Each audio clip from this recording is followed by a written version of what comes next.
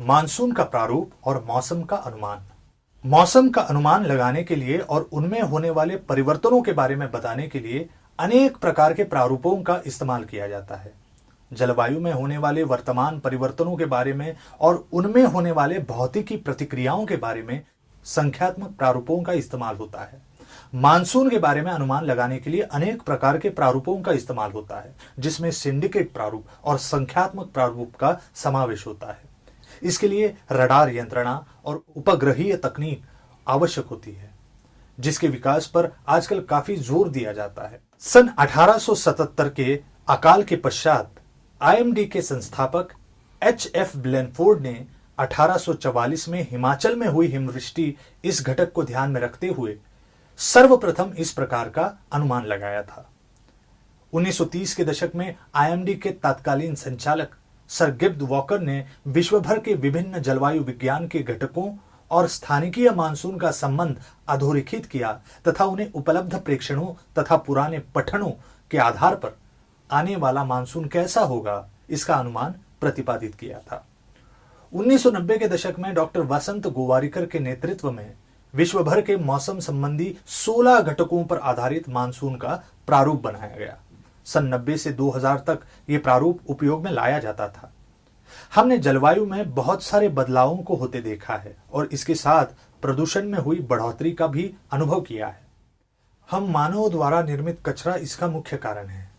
इसमें कचरे के बहुत सारे प्रकारों का समावेश है, जैसे घरेलू कचरा, कारखानों का कचरा, अलग अलग कारखानों द्वारा निर्मित विविध रसायनों का कचरा, रेडियोधर्मी पदार्थ, स्फोटकों से तैयार होने वाला कचरा, बगीचों का कचरा, इलेक्ट्रॉनिक कचरा, जैव वैद्यकीय कचरा, शहर का कचरा, आणविक कचरा, खनिजों का कचरा इत्यादि।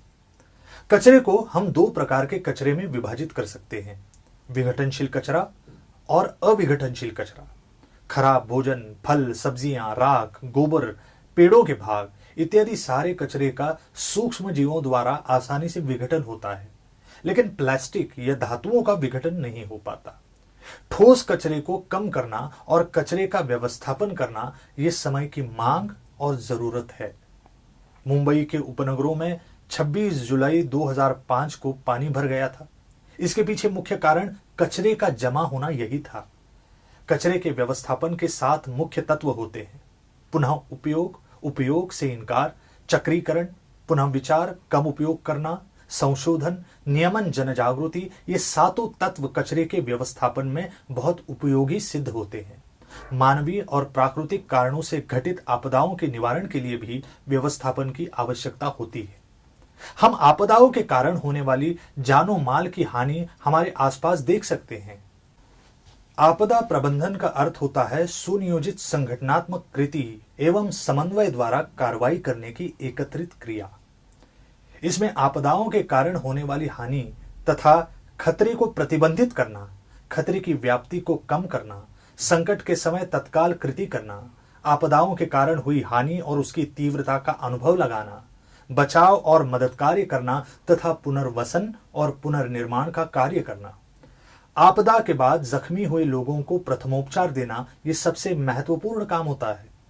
अगर श्वसन बंद है तो श्वसन के लिए श्वसन मार्ग को खुला करना, इसके लिए विपदाग्रस्त को कृत्रिम श्वासोच्छ्वास देना, रक्ताभिसरण को नियमित करना इत्यादि। आपदाग्रस्त व्यक्ति अगर जख्मी हो और उस जख्म से रक्तस्राव हो रहा हो तो उस जख्म पर निर्जंतुक आवरण रखकर अंगूठे या हथेली से 5 मिनट तक दाब दे।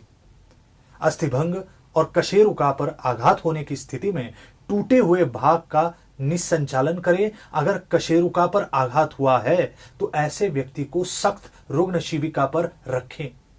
जलना या झुलसने की स्थिति में घाव को ठंडे पानी की धारा के नीचे रखें और फिर उस पर उपचार करें।